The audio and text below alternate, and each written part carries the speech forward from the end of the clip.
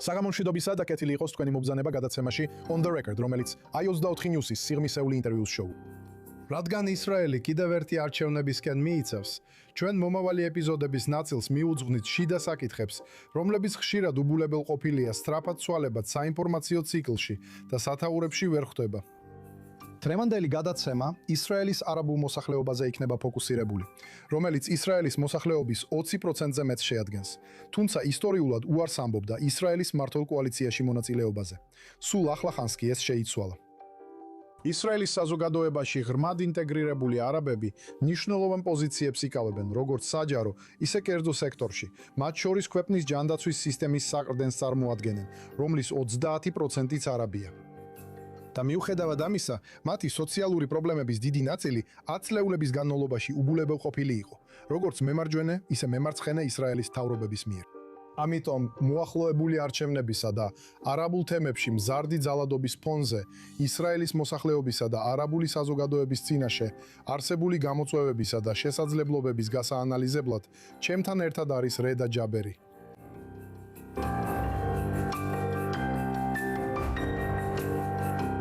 ჯაბირი არაბული საზოგადოების, საჯარო სამართლისა და სამართალდამცავი ორგანოების ექსპერტია და დიდი დრო აქვს გატარებული ისრაელის ქნესეთის კომიტეტებში, როგორც არაბული საზოგადოების საკითხების ძლიერი დამცველი ისრაელში. ის იყო ორგანიზაცია ამანის, უსაფრთხო საზოგადოების არაბული ცენტრის ყოფილი დირექტორი, რომელიც მხარს უჭერს მთავრობისა და სოციალური პოლიტიკის გატარებას არაბულ საზოგადოებაში დანაშაულთან საბრძოლველად. ბატონო ჯაბერ, დიდი მადლობა რომ შემოგვიერთდით. მადლობა მოწვევისთვის. მადლობა. მინდა დავიწყო იმ მზარდი ეპიდემიით, როგორც მას უწოდებენ, მკვლელობებისა და ძალადობრივი სიკვდილის შემთხვევების ტალვით არაბულ საზოგადოებაში. აბრაამის ინიციატივის მიხედვით, წლის დასაწყისიდან მოყოლებული 120 არაბი მოკლეს დანაშაულსა და ძალადობასთან დაკავშირებულ შემთხვევებში. ეს 20%-იანი ზრდა გასული წლის ამავე პერიოდთან შედარებით. ეხლა ზოგადად რო ვთქვათ, ისრაელში არაბებს შორის მკვლელობების რაოდენობა ებრაელებთან შედარებით 14-ჯერ მეტია. როგორ ხსნით ამას? რა ხდება? ეს ობიექტური მიზეზებია. არაბული საზოგადოება წლების განმავლობაში შეიცვალა სოციალური, ეკონომიკური და პოლიტიკური თვალსაზრისით. და ამ ცვლილებებზე საუბრისას თქვენ ახსენებთ ჯანდაცვის სფეროში ბევრ ექიპს. აკადემიურ სფეროში ჩვენს წარმატებას ვაღწევთ აკადემიაში. აკადემიაში ქალების რაოდენობა, არა პალესტინელი ქალების რაოდენობა აკადემიაში მაღალია. მათი წილის society-ში უფრო მაღალია. კარგი, ამ პროგრესს აქვს უარყოფითი შედეგები. და არის საშუალო კლასი, კარგი, მაგრამ სხვა ადამიანები ჩვენი საზოგადოების საფუძველზე მიწაში ჩაიძირენ. ამ უარყოფით საკითხებზე ისრაელის სახელმწიფოს, როგორც პოლიტიკას, არ აინტერესებდა ამ პრობლემებთან გამკლავება. ჩვენ შეგვიძლია წარმატებას მივაღწიოთ როგორც პიროვნებებმა, როგორც ინდივიდებმა, მაგრამ როგორც საზოგადოება, ჩვენ საზოგადოებაში ინვესტიცია ძალიან დაბალია. ამ პოლიტიკის შედეგი არის ის, რომ ჩვენ საზოგადოებაში არსებულ ნეგატიურ საკითხებს არ უნკლავდებით. მაგალითად და თავარი მაგალითი არის პოლიცია. წარსულში ჩვენ არ გვჭირდებოდა პოლიცია ჩვენ საზოგადოებაში. კარგი, ჩვენ ვართ პატარა საზოგადოებები, ძალიან სოლიდარობა ჩვენ საზოგადოებაში ძალიან მაღალია, მაგრამ ამ სოციალურმა ცვლილებებმა შეცვალა რეალობა. ეხლა ბოლო 10-15 წლის განმავლობაში ჩვენ გვჭირდება პოლიცია. და პოლიციის მუდმივი არ ყოფნა აძლევს მცირე ჯგუფს შესაძლებლობას, რომ ჩვენს საზოგადოებაში დანაშაულთან გამკლავდნენ, გამოიყენონ ძალადობა ფულის მისაღებად, ნარკოტიკებისთვის და ასე შემდეგ. და სახელმწიფო არის ოიქ, პოლიციაც არის ოიქ და ამის შედეგად ამ რეალობასთან გამკლავებისას ეხლა ვაწყდებით დანაშაულის რაოდენობის ზრდას, აფეთქებას ჩვენს საზოგადოებებში. მინდა დავამატო, რომ არსებობს კავშირი, როცა ეს მთავრობა, მემარჯვენე ექსტრემისტული მთავრობა, რომელსაც ახლა ბენ-გვირი ხელმძღვანელობს, დანაშაულის საკითხში. ეს ეხება საზოგადოებრივი უსაფრთხოების მინისტრის პოსტს. ამ მთავრობის შემდეგ რიცხვი გაორმაგდა. დიახ, ეს პოლიტიკის გამო მოხდა. ეს არ არის რაიმე გარდაუვალი ჩვენ საზოგადოებაში. თქვენ საუბრობთ წლების განმავლობაში არსებულ უგულებელ ყოფაზე, მაგრამ შემდეგ საუბრობთ კონკრეტიკაზე, ოპტ კონკრეტულ პოლიტიკაზე ამ მთავრობის მხრიდან, რომელმაც გამოიწვია დანაშაულის ზრდა. რა პოლიტიკებია ეს, რომლებმაც გამოიწვია დანაშაულის ზრდა, რომელსაც თქვენ ასევე მიაწერთ 15 წლიან სოციალურ ცვლილებებს? რა ცვლილებებია ეს? ცვლილება და სახელმწიფო პოლიტიკა, რომელიც არ ეხება ჩვენ სოციალურ პრობლემას, ჩვენს სოციალურ ცვლილებას, ყველა ასპექტში, რატომ არ ართმევენ ამას თავს? ეს დანაშაულების საკითხია, ეს მოქალაქეობის საკითხია. როდესაც შენ ხარ სახელმწიფოს ნაწილი, ძალიან ღრმა მნიშვნელობით, როგორც მოქალაქე. მაშინ სახელმწიფო გამოყოფს რესურსებს შენი პოლოდვიური ცხოველდღიური ცხოვრების მოსაგვარებლად. კარგი? მიწის საკითხებში, ინფრასტრუქტურაში, განათლებაში, ახალდაზრდებთან და ახალდაზრდობის პრობლემებთან, ასევე დასაქმების პრობლემასთან მუშაობაში. კარგი. როდესაც სახელმწიფო მუდმივად არის ჩართული შენ ცხოვრებაში, მათ შეუძლიათ დააკვირდნენ უარყოფით მოვლენებს და გაუმკლავდნენ მარკი. წლების განმავლობაში სახელმწიფოს როგორც პოლიტიკას ეს არ აინტერესებდა. კარგი? მაგრამ როგორც თქვი, როგორც ინდივიდს შეგვიძლია წარმატებას მივახციოთ აკადემიაში, მედიცინის სფეროში, სხვა სფეროში. კარგი? მაგრამ როგორც საზოგადოებას, ჩვენ საზოგადოებაში ინვესტიცია ძალიან დაბალია და ეს წლების განმავლობაში ასეა. ასე რომ ეს არის ზემოდან ქვემოთ მარცხი. მაგრამ ზემოდან ქვემოთ. მაგრამ არის თუ არა ასევე მარცხი ქვემოდან ზემოთ? რას გულისხმობ? რა პასუხისგებლობა აქვთ არაბ ლიდერებს, საზოგადოებრივ ლიდერებს, პოლიტიკურ ლიდერებს? აქვთ თუ არა მათ რაიმე პასუხისგებლობა ისრაელში არაბული საზოგადოების ამჟამინდელ მდგომარეობაზე? მაგრამ ეს ჩემი ანალიზია ეხლა, რომ ჩვენ გუჯერა ჩვენი მოქალაქეობის. კარგი, პალესტინელები ისრაელში ფიქრობენ, რომ ეს მოქალაქეობა მათთვის მნიშვნელოვანია. კარგი? მაშინ მთელი დრო ჩვენ ბევრად მეტ დროსა და ძალისხმევას ვხარჯავთ იმისთვის, რომ სახელმწიფოს ვთხოვოთ რაღაც გააკეთოს ჩვენ საკითხებში. კარგი? და ზოგჯერ ჩემთვის, ყოველთვის ჩვენ გვავიწყდება, რომ თავადვე მოვაგვაროთ საკითხები. ჩვენი პრობლემის გადაჭრა. კარგი? არ უნდა დაველოდოთ სახელმწიფოს, რომ რამე გააკეთოს. აბა, რა არის ლიდერების ხელში? ბევრი რამ. მაგალითად, ახალგაზრდობის პრობლემა. მე არ მჭირდება განათლების სამინისტრო, რომ ამ საკითხს მიხედოს. მჭირდება განათლების მინისტრი, მაგრამ ეს განათლების სამინისტრო სულაც არ მჭირდება ყოველთვის. მე მაქვს ძალა, გავლენა ჩვენ საზოგადოებაში. მათ შეუძლიათ ამ საკითხების ნაწილს მიხედონ. და ჩვენ ეს არ გაგვიკეთებია. არ გაგვიკეთებია ეს. მაგალითად, საზოგადოებრივი არენისთვის, ჩვენი საზოგადოებრივი სივრცისთვის. კარგი? ჩვენ ბევრის გაკეთება შეგვიძლია თავად იმის გარეშე, რომ ბენ-გვირს ან სხვა სამინისტროებს დაველოდოთ, რომ რამე გააკეთონ ჩვენ საზოგადოებაში. ჩვენი თემების ხელახლა აშენება და ჩვენი ხალხის უნარის გაძლიერება, რომ საკუთარ პრობლემებს თავად გაუმკლავდნენ სხვების მოლოდინის გარეშე, ეს ჩემთვის თავარი საკითხია აქ, რაც შეგვეძლო გაგვეკეთებინა და არ გავაკეთეთ. მინდა ისევ დაუბრუნდე მზარ და ძალადობას, რადგან თქვენ საზოგადოებრივ სივრცეზე ისაუბრეთ. მკვლელობების უმეტესობა სწორედ საზოგადოებრივ სივრცეში ხდება და არაბულ საზოგადოებაში მკვლელობების 85% ცეცხლსასროლი იარაღით ხდება, რომელთა უმეტესობა არალეგალურია. ეხლა მე მსმენია მოსაზრება, რომ პრობლემა მხოლოდ იარაღზე ადუცდომაშია. და თუ იარაღს საიღებდნენ, თუ პოლიცია მოვიდოდა და ყველა იარაღს შეაგროვებდა, მკვლელობები აღარ იქნებოდა. თქვენ ეთანხმებით ამას? ეს ძალიან მნიშვნელოვანი ასპექტია. ის რომ ჩვენი ახალგაზრდობა შეუძლია ამ იარაღების მარტივად ფლობა შეუძლიათ. ეს არის მთავარი პრობლემა, რაც მკვლელობის ჩადენას ძალიან მარტივს ხდის.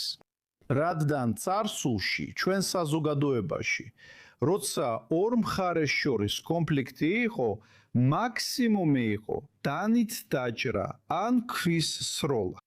მაგრამ როდესაც იარაღის ქონის ფაქტორი ჩნდება, ეს ცვლის რეალობას. ეხლა ამას ჩვენ არ უარყოფთ. პოლიცია როგორც სამოქალაქო უწყება, ამას შინ ბეტის ტექნოლოგიებისა და უსაფრთხოების სფეროს სხვა უწყების დახმარებით უმკლავდება. მაგრამ გადაკვეთო ზღვარი ჩემს დანახვასა და არაბის უსაფრთხოების საფრთხედ აღქმას შორის. და ამას განიხილავენ როგორც სახელმწიფოსა და ამ მთავრობის მენტალიტეტს. კარგი, ეხლა კი მემარჯვენე მთავრობა. ეხლა შეგვიძლია ზღვარი გადავკვეთოთ და შესაძლოა ზიანი მივაყენოთ ჩვენს მოქალაქეობასა და ჩვენს საზოგადოებას. ეხლა დანაშაულებს უმკლავდებით, მაგრამ მომავალში ამ ზღვრის გადაკვეთა ზიანს მიატენებს ჩვენს მოქალაქეებს.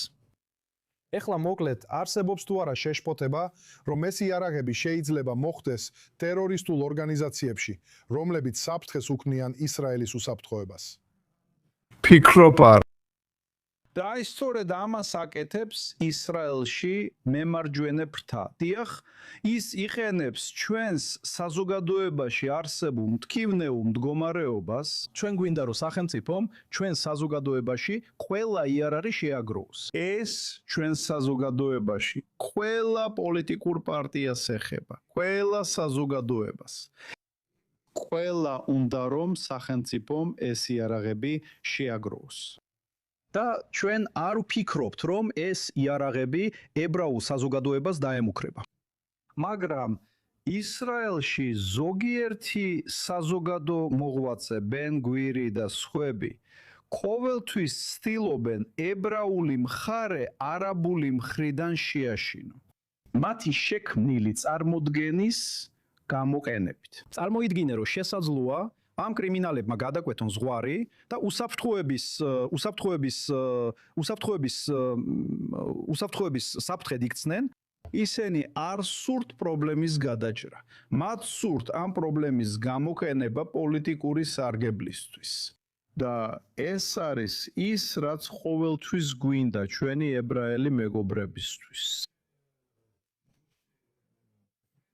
და ჩვენ თანამშრომლობთ ამაში. ჩვენ უნდა ვითანამშრომლოთ სამოქალაქო დონეზე, ისე რომ არ ვიფიქროთ უსაფრთხოებასა და სამოქალაქო ცხოვრებას შორის ზღვარის გადაკვეთაზე. ამ პრობლემის გადაჭრის გზა ძირითადად მთავრობის შეცვლა და ამის გაკეთების გზა არჩევნებია. და ეს მაძლევს შესაძლებლობას გადავიდეს შემდეგ მთავარ საკითხზე, რომელზეც მსურს ვისაუბროთ, და ეს არის ისტორიული როლი. ან არაბული პარტიების მხრიდან მმართველ კოალიციაში მონაწილეობაზე უარი გარდა გაერთიანებული არაბული სიისა, რაამი, რომელმაც 2021 წელს ბენეტსა და ლაპიდთან გაერთიანება აირჩია. ამაზე ვისაუბრებთ. მაგრამ რატომ არ მიიღონ მონაწილეობა პოლიტიკურ თამაშში, ანუ კოალიციაში გაწევრიანებაში? გულისხმობ, რომ მარადიულად ოპოზიციაში ყოფნა საზოგადოებას ისე კარგად არ ემსახურება, როგორც შეეძლო. მინდა ეს წინაპირობა გამოვასწორო, ხო? არაბებმა დაიწყეს უარის თქმის შეწყვეტა ისრაელის მთავრობაში კოალიციებში შესვლაზე. უარი მოდის სიონისტური პარტიებისგან ისრაელში. ისინი ფიქრობდნენ, მაშინაც და ეხლაც, სიონისტური პარტიების უმეტესობა, რომ ჯერ დრო არ დამდგარა. ისინი ფიქრობენ, რომ არაბი ჩაერევა საკვანძო ბალანსში ისრაელში, უსაფრთხოებასა და ისრაელის სახელმწიფოს არსში, როგორც ებრაულ სახელმწიფოში. ამიტომ ისინი უარს ამბობენ არაბების, არაბული პარტიის თავიანთ კოალიციაში ჩართვაზე, მაგრამ 1992 წელს, როცა რაბინი როცა მან თავისი კოალიცია ჩამოატალიბა არაბულმა პარტიებმა, ორმა არაბულმა პარტიამ, რაბინს მხარი დაუჭირა მისი მთავრობის სასარგებლოდ კენჭის სტრით. მისი მთავრობის პრეზიდენტს რეკომენდაცია მისცეს, მაგრამ თავად კოალიციაში აქტიურად არ მონაწილეობდნენ. დიახ, მაგრამ ისინი ამას მხარს უჭერენ, მაგრამ კითხვა იმ დროს მშვიდობის პროცესი იყო. შემდეგ ისრაელში მცხოვრები არაბები სურთ მშვიდობის პროცესს მხარი დაუჭირო. და ვცდილობ უპასუხო თქვენს კითხვას. რატომ არა ეხლა პალესტინური არაბული მხრიდან, რატომ არ შედიან კოალიციაში? იმიტომ რომ ყოველთვის მთავრობა ოკუპაციასთან, ოკუპირებულ ტერიტორიებთან აქვს საქმე. არის სამხედრო მოქმედებები, არის ქმედებები ჩვენი პალესტინელების, ჩვენი ხალხის წინააღმდეგ. კარგი, შემდეგ როცა მთავრობაში შეხვალთ, კოლექტიური პასუხისგებლობა გექნებათ და ამისთვის თქვენ იქნებით პასუხისგებელი.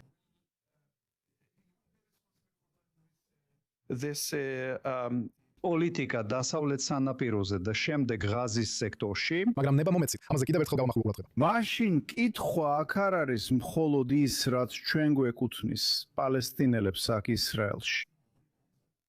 კითხვა ბევრად უფრო დიდია. და როცა კოალიციაში შედიხარ, შენი პასუხისგებლობა იმაზე, რაც შენს ხალხს დასავლეთ სანაპიროსა და ღაზაში ემართება, ძალიან მაღალია. ასე რომ, როცა მანსურ აბასი აქტიურად შეუერთდა კოალიციას და არა მხოლოდ გარედან დაუჭირა მხარი, 2021 წელს თქვენ ამბობთ, რომ უფრო მეტად ბენეტის და ლაპიდის მხრიდან მოხდა პერსპექტივის ცვლილება, ვიდრე მანსურ აბასის მხრიდან. მაგრამ რაც შეეხება არაბულ მოსახლეობას, კოალიციაში არაბული პარტია იყო და არაფერი კატასტროფული არ მოხდა. ეს არის მომენტი, როცა ლაპიდი მოაწერა ხელი კოალიციაში გაწევრიანებას. ვფიქრობ, ეს ისრაელის პოლიტიკურ ისტორიაში ისტორიული მომენტი იყო. მაგრამ თქვენ ამბობთ, რომ საშუალო ისრაელი არაბისთვის, რომელიც შეიძლება საკუთარ თავს პალესტინელ ისრაელადაც კი მიიჩნევდეს, ეს სიტუაცია შეუძლებელს ხდის. მაგრამ კიდევ ერთხელ, არაბი ისრაელებისთვის არაფერი კატასტროფული არ მოხდა. და ზოგი შეიძლება თქვას, რომ ისეთი ფიგურის, როგორიცაა მანსურ აბასი, კოალიციაში ყოფნა მათი ცხოვრება გააუმჯობესა, ან არაბების მონაწილეობა ისრაელის პოლიტიკურ თამაშში ნორმალურად აქცია. და ახლა როცა ნაფტალი ბენეტი ამბობს, რომ კოალიციაში არაბული პარტიები არ იქნებიან, თქველა სიონისტური პარტია ამბობს, რომ მხოლოდ სიონისტური პარტიები იქნებიან, ნიშნავს ეს იმას, რომ ეს ექსპერიმენტი ჩავარდა. არა, მე არ ფიქრობ, რომ ეს ჩავარდა, მაგრამ არაბული საზოგადოება ეხლა ამ საკითხში გაყოფილია. და ძალიან ბევრი არაბი, პალესტინელი ისრაელში ფიქრობს, რომ ეხლა სწორედ ის დროა, როცა ამ კონკრეტული მთავრობისგან უნდა განთავისუფლდნენ. მაშინ კოალიციაში შესვლა ჩვენი გზა არა მხოლოდ ჩვენი მდგომარეობის გასაუმჯობესებლად, დანაშაულებთან და სხვა საკითხებთან გასამკლავებლად, არამედ დავასრულოთ ეს ეპოქა, როცა მემარჯვენე, ექსტრემისტული მემარჯვენე ქმნის კოალიციას და მეორე მხრივ მაინც ბევრი პალესტინელი ისრაელში ახსოვს, რა მოხდა ღაზაში. რა ხდება ახლა დასავლეთ სანაპიროზე და რას აკეთებენ დასახლებულები ახლა დასავლეთ სანაპიროზე. და შემდეგ ეს არის კოალიციის ნაწილი ყოფნა ადვილი არ არის. კარგი, იმ დაპირებაში თუ ვინ ჩამოაყალიბებს ამ ახალ კოალიციას, რომ ის მემარჯვენე ფრთიდანაა და ამას ის არ დააკეთებს იგივე ფორმით, მაგრამ ის გააგრძელებს ოკუპაციას. ნახე, ეს ხო, ეხლა მე ორივე მხარე დავაყენე და საზოგადოებრივი აზრი ჩვენ საზოგადოებაში გავყავი. მაგრამ ჩემთვის ფიქრობ, ეხლა შეგვიძლია მხარი დაუჭიროთ, როგორც 1982 წელს გავაკეთეთ. კარგი? არა იმისთვის, რომ ვიყოთ პასუხისგებლობის ნაწილი თავრობაში, არამედ იმისთვის, რომ ხარი დაუჭიროთ ნებისმიერ პოლიტიკურ ცვლილებას ისრაელში. იმიტომ რომ თუ ეხლა პარტიები ისრაელში ოპოზიცია ქმნის კოალიციას, ამისთვის არსებობს საფუძველი, ჩვენთვის როგორც პალესტინელებისთვის არ არსებობს არანაირი ალტერნატივა, პოლიტიკური ალტერნატივა.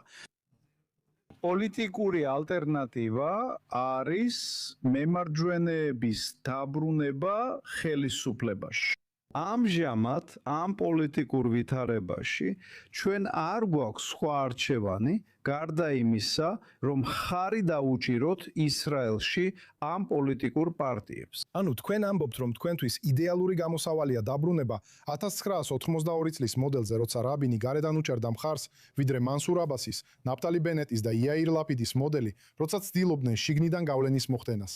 ერთი რამ ძალიან მნიშვნელოვანია და ღრმა. მე არ მინდა რომ არაბებმა მათ ჩაერიონ ებრაულ მხარეებს შორის დავებში. კარგი? ეს ზოგჯერ ებრაულმა მხარემ თავად უნდა გადაწყვიტოს, რომელ მხარეს ისინი. ისინი მშვიდობას ითხოვენ თუ ომს. ისინი ლიბერალურ დემოკრატიას ითხოვენ თუ დიქტატურას. კარგი? ეს არის კითხვა საზოგადოებაში, ებრაულ საზოგადოებაში, არა არაბულ საზოგადოებაში. მაგრამ როცა საქმე ჩვენს უფლებებს ეხება, მაშინ ჩვენ დავიცავთ ჩვენს უფლებებს. იმიტომ რომ თუ ჩვენ ასე ჩავერევით ისრაელის სიონისტურ ებრაულ პოლიტიკაში, მაშინ შეიძლება ანუ ჩვენ თავს საფრთხეში ჩავაყენოთ. იმიტომ რომ მემარჯვენეები ეხლა ძალიან მებრძოლები და ძალადობრივები არიან. და ამბობენ რომ მომავალში ეს კიდევ უფრო ძალადობრივი იქნება. მე ვფიქრობ, რომ არაბულ მოსახლეობასაც მოუწევს რთული არჩევანის გაკეთება სხვადასხვა საკითხებს შორის. მაგრამ ახლა უნდა გადავიდეთ გადაცემის ბოლო ნაწილზე. ეს არის სწრაფი კითხვების სექცია. მე გაჩვენებთ 3 სურათს. და თქვენ მითხარით, პირველი რამ, რაც გაგახსენდებათ. ეს არის პრემიერ-მინისტრი ბენიამინ ნეთანიაჰუ 2021 წლის საარჩევნო კამპანიის დროს, როდესაც ის ნეგევში ბედუინ ლიდერებს ხვდება. აბუ იაირი, ეს ეძახდა საკუთარ თავს. აბუ იასირი. ფენა. კარგი, ეს ძალიან მძიმე სიტყვა. გადავიდეთ შემდეგ სურათზე. ეს არის ერთიანი არაბული სიები პარტიის შტაბ-ბინაში, შპარამში. 2020 წელს მას შემდეგ, რაც მათ მიაღწიეს რეკორდულ შედეგს და მიიღეს 15 მანდატი ქნესეთში. მათ გადაწყვიტეს დარჩენილიყვნენ კოალიციის გარეთ. ეს არის ძალიან მნიშვნელოვანი მომენტი ჩვენს პოლიტიკურ ცხოვრებაში, მაგრამ მაინც რაღაც მოხდა იქ და მათ გამორჩათ ისტორიული მომენტი ჩვენი რეალობის შესაძლებლად. კარგი, და ბოლო სურათი.